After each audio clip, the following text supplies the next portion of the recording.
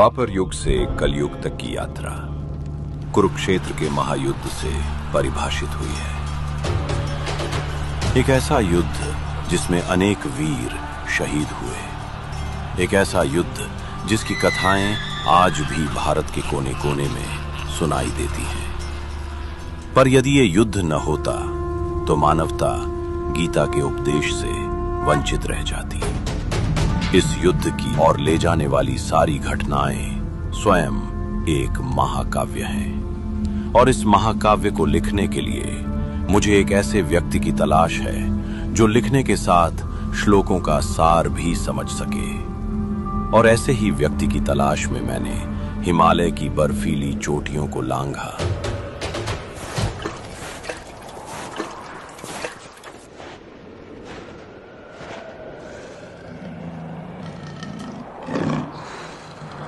तपते रेगिस्तानों की धूल में भटका,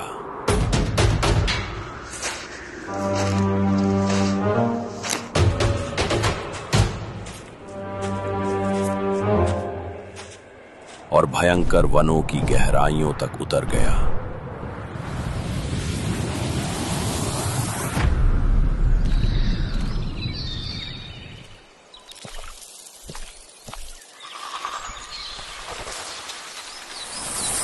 पर ऐसा कोई नहीं मिला जो मेरे भावों की गहराई को समझ सके।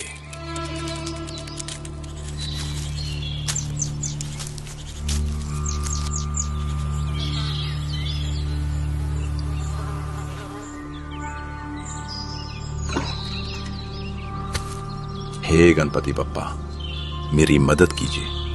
आपके बिना ये कार्य संभव नहीं। आप आएं और मेरे सारे विघ्न दूर करें। ओम गण गणपतये नमः।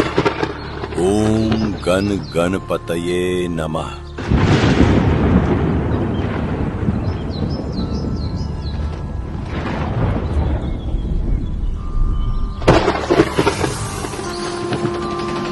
के लिए आपका कोटि कोटि आभार। बताइए गुरुवर, मैं आपकी किस प्रकार सहायता कर सकता हूँ? हे विघ्नहर्ता, ब्रह्मा जी ने मुझे महाभारत की रचना का कार्य सौंपा है, लेकिन इसका लेखन आपको करना होगा।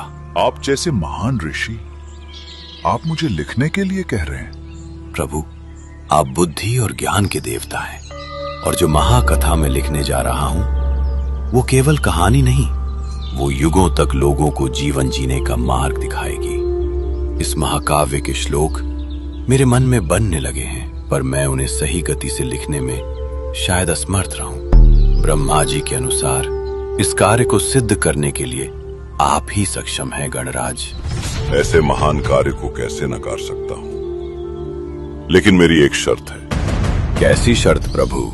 एक बार लेखन शुरू हो जाने के बाद आप अपने श्लोकों का कथन नहीं रोक सकते, और अगर ऐसा हुआ तो मैं लिखना रोक दूंगा।